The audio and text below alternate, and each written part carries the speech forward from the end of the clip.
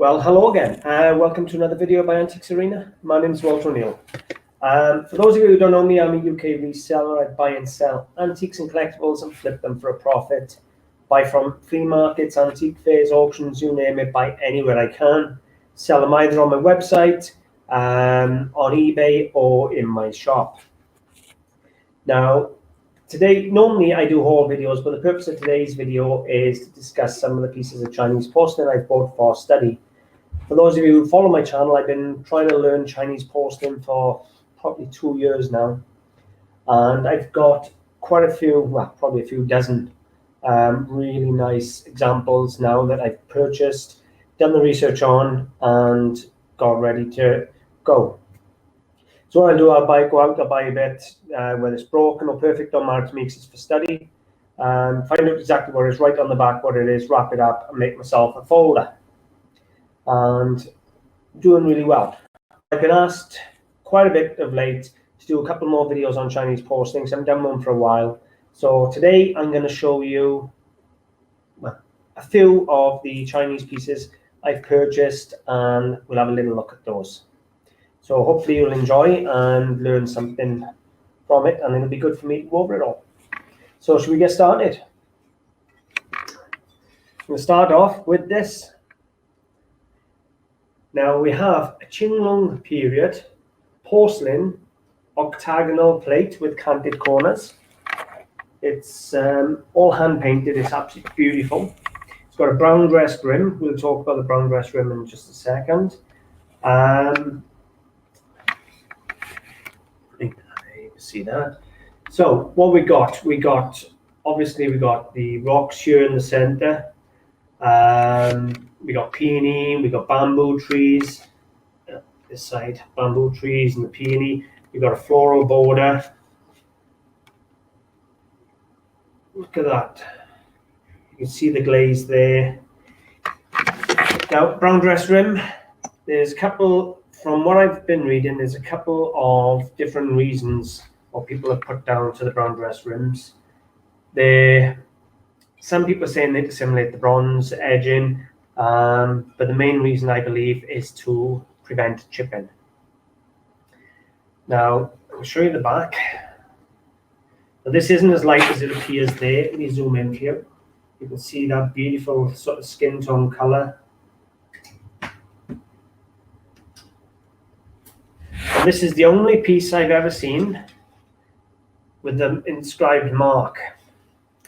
Now, as you can see, what I'm doing, I'm buying the pieces, I do the research, and then I put it out. So there you go. You can see this one dates to 1760, Qianlong period. Now, these brown dress rims, they use them during the Kangxi period, the Yongzeng and the Qianlong, and they have different colors from really dark coffee color to this.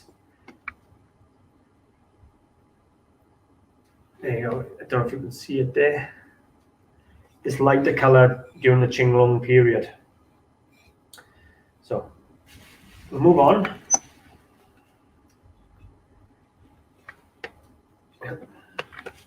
So this one is a piece of Chinese Imari. Now, Chinese Imari was imported from about 1700 and was really out of fashion by 1740. So you can almost date it's a sort of 1700 to 1740. Now, if I turn him over, the first thing you're looking for, obviously, is the paste. Let me show you this. Look how beautiful and clean that paste is. There's no imperfections, there's no muck, there's no grit. It's just a really nice, clean, finished paste. Then you got to look at, basically, the decoration on the back. By about 1740, or so, this decoration, sorry guys, struggling with the camera here. By about 1740, this decoration had all bar gone, and then you started having the plain backs. And obviously, the more decoration and the more elaborate and so forth, the earlier. Now, I've put this one down, 18th century Chinese Imari, circa 1700, 1710. It is Kangxi. It is late in the period, but it is genuine Kangxi. Pay attention to the amount of decoration on reverse decoration. So make myself little notes. As you can see, this one's been damaged. I could have it restored, but for myself, it's just no point. It's a nice picture here where you can see the chip. You can actually see the porcelain, the color of that porcelain on the inside. But then you're looking at the shape. Chinese porcelain followed silver shapes more often than not throughout the centuries. And that is just a typical 18th century shape for a plate. On that foot, that paste, absolutely beautiful. You've got a little iron oxide line coming around the rim, very minor.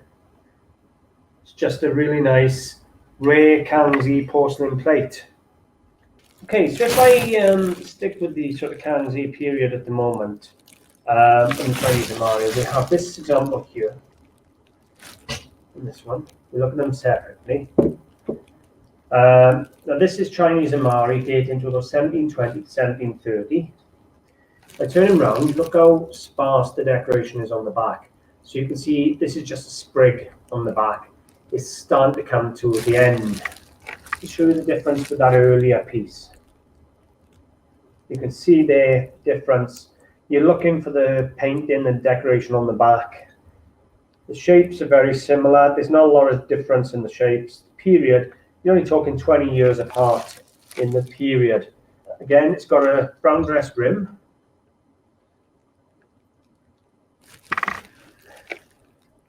See if I can find it.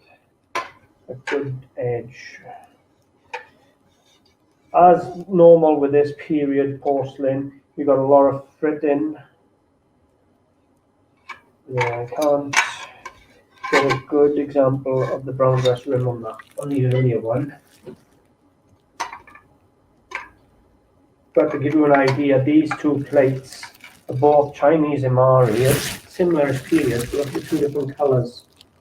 You've got the more golder colour and darker colour on the front, golder, dark, lighter on the back. I'm not sure which one I was showing you then. I think it was this one. I'm almost sure it was this one, I think. So yeah, 17 Imari, but it's just got the sprigs on the back. 1720 to 1730, so this is 20 to 30 years later. Again, it's still got a really nice, clean paste. You see that paste there in the foot, nice and clean. Fritting is quite normal with this type of plate. And again, similar sort of period, Chinese Imari. If you come in, and you can see the paste again. You're looking for that really pure, clean paste. Now, both of these have got a bit of gold gilding on. Zoom in. They're gilded. Now, this earlier example hasn't got gilding. This is just the red and iron red and blue. So, but both these have got gilding, so they also come gilded. Okay, next piece is one of my favorites that I've purchased over the period. As you can see, it's missing a large chunk here. This isn't a barber bowl. You do find bowls with this cut out to go for the neck. As barber bowls, this one isn't. It's just a damaged piece. Dates to about 1700 again in date. This is again Kangxi, hand painted. Love the panels. Now this one comes with a brocade or shop mark. You can see again decorated on the reverse. There's the shape. See if I can get that foot rim for you now. Bear with me. Really nice image of the foot rim. You can see that beautiful glaze. And if I show you the break, you can actually see how white and fluffy that porcelain really is. Loads of fritting around the edge again. It would have had, by the looks of it, some sort of dressing on the rim, but that's long gone, worn off. Now, from what I understand, it's got the occasional tiny spot of kiln grit, but the porcelains of the Kangxi period, they were really refined. They didn't really have the kiln grit left on them. Real quality. You want that beautiful white paste with maybe a skin tone color coming in later. Certainly don't want to see anything muddied up or dirty.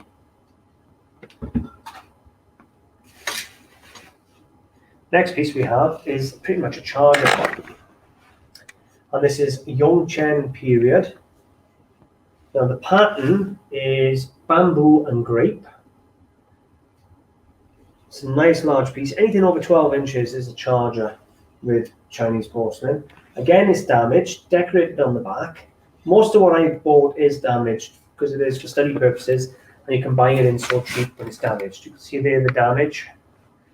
But I tell you what, having these examples here when I'm reading books, just looking at them is priceless. You can look at the colors of the, enameling. You can look at, well, everything, the paste. There's the shape. Again, you see it's a very common shape for the 18th century plates. Let's see if I can get the paste in the front view.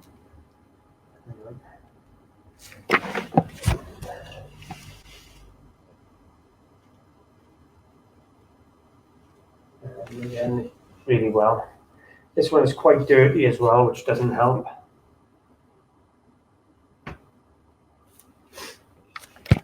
But again, really nice period porcelain. Yes, what are you looking for? Really, you're looking for the shape. That's a plate, not a bowl. You're looking for this beautiful, possibly skin tone but white porcelain body on the foot. You're looking for maybe a little iron oxide line coming on the rim, back decoration, maybe some brown dress rims. You're talking brown dress rims were very common from mid 1600s through to the first half of the 18th century, with varying slight colors, as I've already said. Okay, next pair of plates I'm going to show you, or not pair, next two plates I'm going to show you are Qianlong period again. They date to around 1750. They have the Chinese taste in decoration, peony and willow tree. They are, as you can see, this one's octagonal, this one's round, but they are about the same period, both about 1750. This one's plain on the back, as you can see by now, still got that shape, slightly more sloped. There's the paste again, still a nice pure paste, nice and clean, nicely painted, real romantic scene. What else can I say? I don't know, not a lot.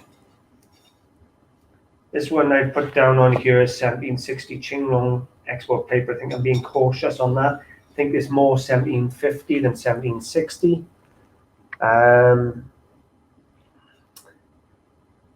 Yeah, I'd say 1750 now. This was one of the early ones I was researching, and I've got it down to 1760, but 1750, 1760 is about right.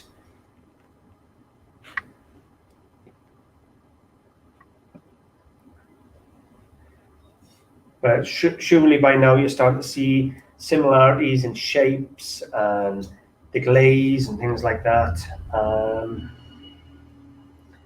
This one hasn't got a brown dress rim, but it has got a sort of wash over the rim. So I'll just show you. You will see throughout the film, you see how the plates evolved. You get more information from the back of the plate than you. Okay, this next piece we got, again, another export porcelain plate. Most of what I'm showing you today is 18th century export ware. 1730 to 1740, late Yongzeng to early Qianlong period, and the pattern is squirrel and grape. That's supposed to be a squirrel, but if you actually search squirrel and grape, you can see there are some more refined examples than this one. So again, very, very poor sprig on the back. So to be honest, I'd say it's closer to 1740 and 1730. However, it's a nicely done plate, nice clean paste. Look at that paste. There's a good example of the paste. Just a nice example of a plate. Come on to this one. This one is 1780, 1790, late Qianlong period. You've got this beautiful gilded spearhead border coming around the outside. German flowers in the center. What are German flowers? Basically westernized flowers. So it's a really nice period. Late 18th century plate.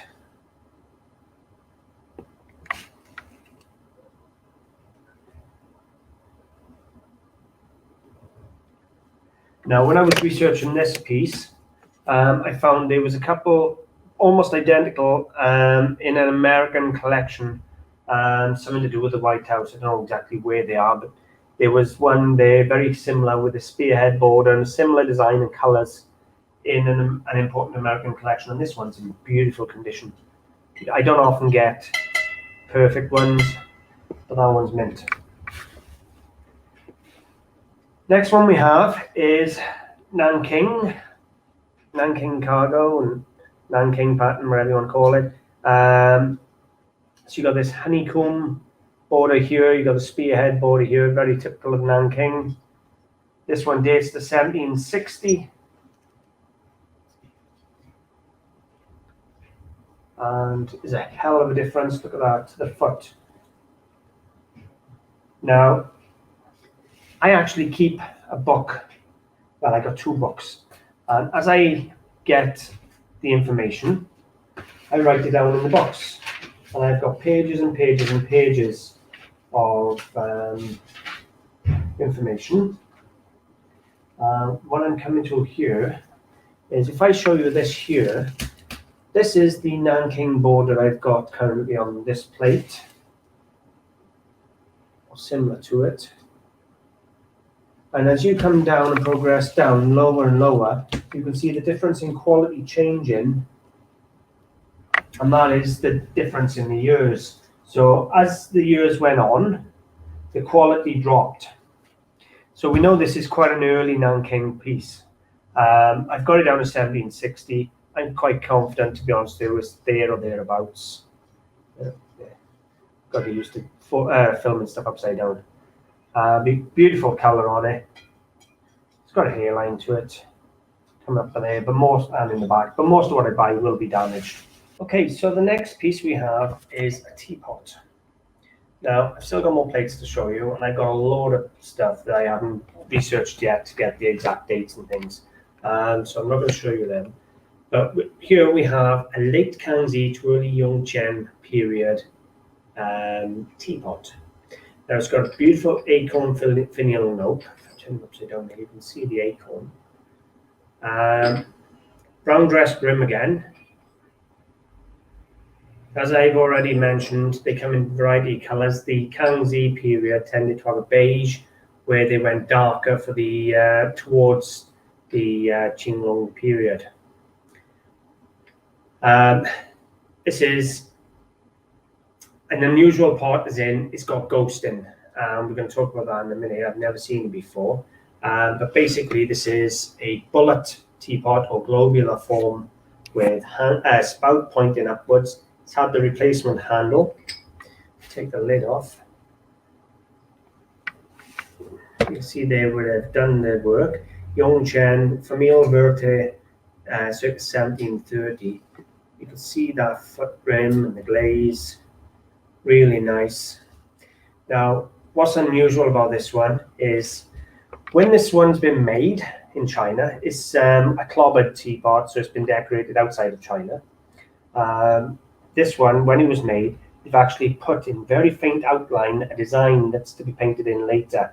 And when they've glazed over it, you can still see the outline, but the paint has ignored it. So there's ghosting. I'm hoping I can pick it up on your view. If not, I'm going to splice in some photographs. There, you can see it just there where there's an insect visible under the glaze. But I'm going to splice in some photographs for you, just for you to see. So on both sides there, you can't see it with the light, but there's quite a lot of it throughout the whole design where they've ignored it, putting the flowers on. Either side of the spout there's some insects. So I'm going to splice that in for you before I move on to the next piece. You can see there, nice tight glaze, porcelain rather. You can see the holes. Now, I'm not 100% on what difference it makes, but the amount of holes and the way the holes are done on the inside also has an impact on these. Let me just show you the top. Look at that. Beautiful, clean, tight paste. So you're talking teapot, 1730 in date, Chinese export, clobbered. Just a real nice example. Now, some of these have cost me real money. Don't think they've come in for nothing. I've paid for my education. This teapot alone, in the condition it's in with a missing handle or the replacement handle and some chips, I paid £50 for that in Malvern as a study piece. I knew it was early 18th century, but I still paid for it. You've got to pay for your education, whether you go to university or whether you teach yourself. And basically, I've got a folder here with all my research on the pieces I've already done. And I've got my book of facts and little tips. So when I read a book, I might read an entire book and get 4 or 5 really useful tips and things to look for out of there. And I make sure then they go into my book in shorthand so that I know what I'm looking for in the future and I'm going to redo a book. I have just purchased quite a few books. I'm going to do a book review video on the Chinese porcelain books, but this one I've recently purchased. It's a very expensive book. The 2010 version of this is like £1,000. This is the 2012, which is the revised one, and I think I paid nearly £400 for this one. But it is literally covers all the marks on Chinese porcelains. Everything from 1 character marks all the way up to 6 character and seals, private marks. So I'm going to do a full book review on this at a later date.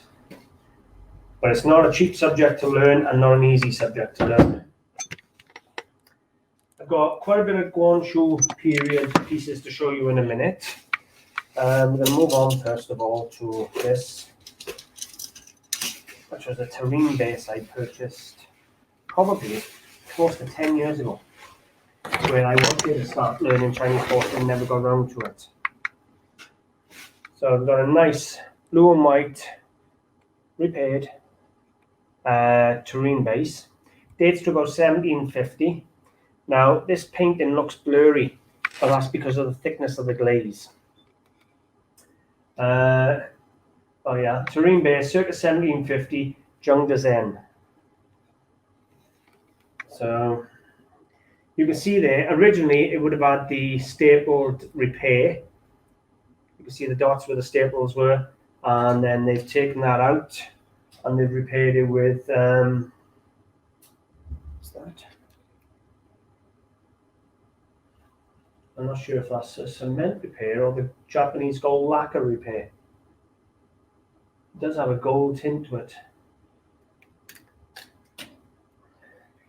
So anyway, 1750, real nice Chinese piece. You know, that crack down that center actually adds to it for me.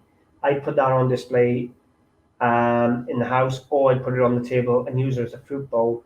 Such a beautiful piece of Chinese porcelain, you know, and it's what, 180-year-old, 170-year-old. Yeah, beautiful. And literally, that is all I've been doing, is purchasing pieces for years and years. We got a few more pieces, a few more plates now to show you, and then I'm going to show you a couple of Kangxi revival pieces of, you know, revival pieces, Guangzhou period. Okay, I want to show you a pair of rose mandarin plates I've purchased. Now,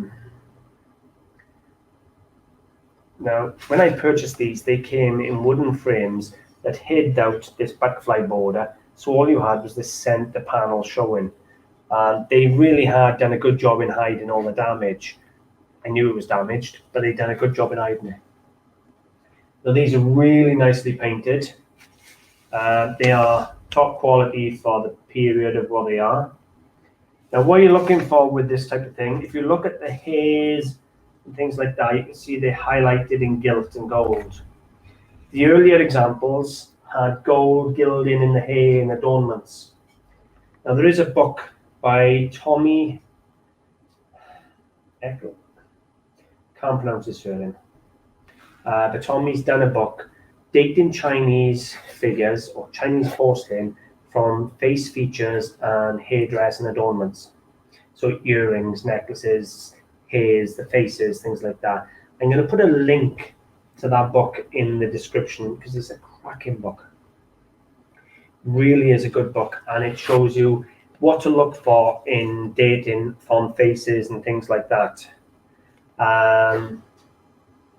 Now these, they are rose mandarin. They date circa 1860. These are always 19th century.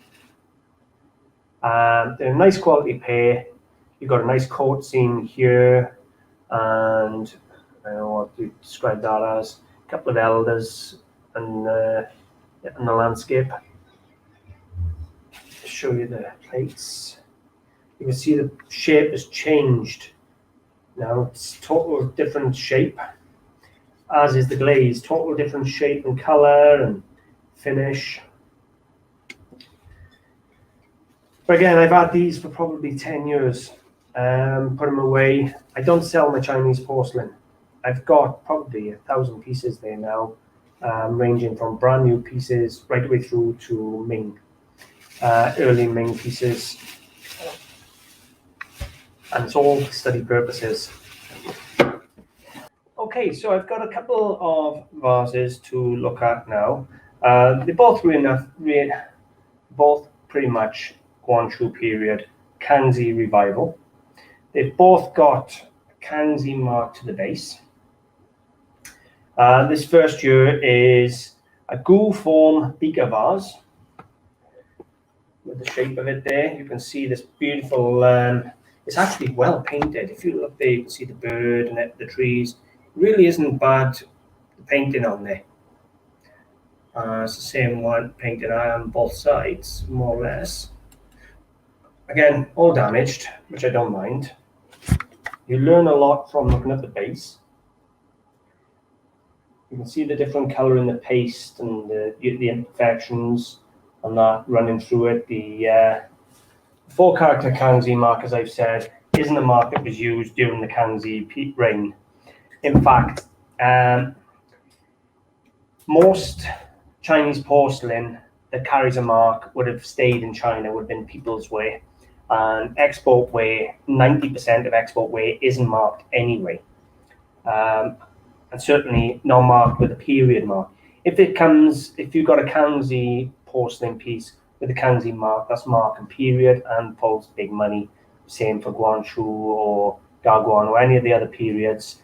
If it's mark and period, it pulls money, but it's very rare to find mark and period.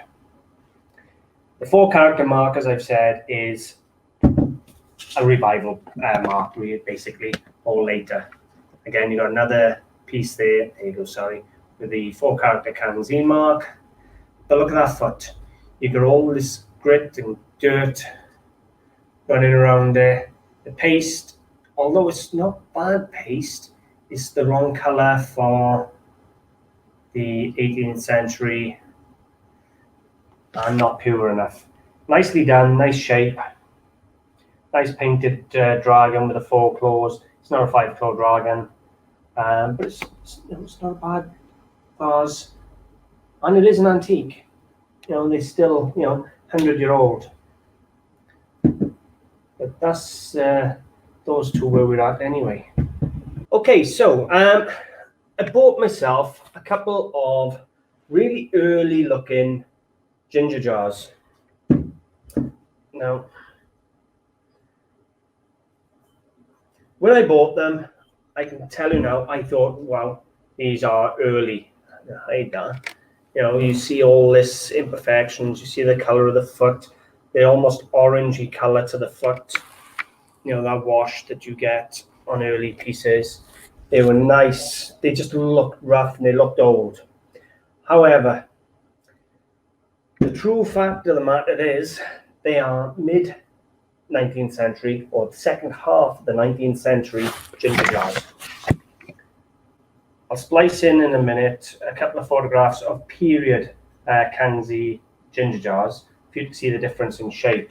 But basically, this is not a Kangxi shape. The decoration is just a front and a back. You know, it doesn't go all the way around in one scene. The porcelain's wrong, everything. So these ginger jars, spice jars, whatever you want to call them, they're mid 19th century. But I honestly, when I bought these, I thought they were real early. And to be honest with you, a lot of people still sell these as Kangxi when they're not. They're 250 years later. So, you know, still nice antiques, but they are what they are. Mid 19th century. There's a good shot of the foot view. You can see the glaze. Okay, I'm not going to go on and on and on. Let me show you a picture of the Kangxi ginger jar. A second, just so you can see what they actually look like. I've done a Google search. This is a Kangxi period. You're going to open on Live Auctioneers. Details. So that there is period. Now look at the shape difference. It's a total different animal to the other. And look at that paste, how beautiful white it is. So just for you to know there, you know, you can see the difference. And look at that beautiful, solid, dense white paste compared to that grey, gritty paste of the 19th century ginger jars. I've actually got literally tons and tons of examples like that I've done the work on already. I'm going to do a book review soon. I've bought throughout the lockdown probably a dozen books on Chinese porcelain from Vermeer, the Marks, just standard export porcelain, you name it. I've done bought some really nice books.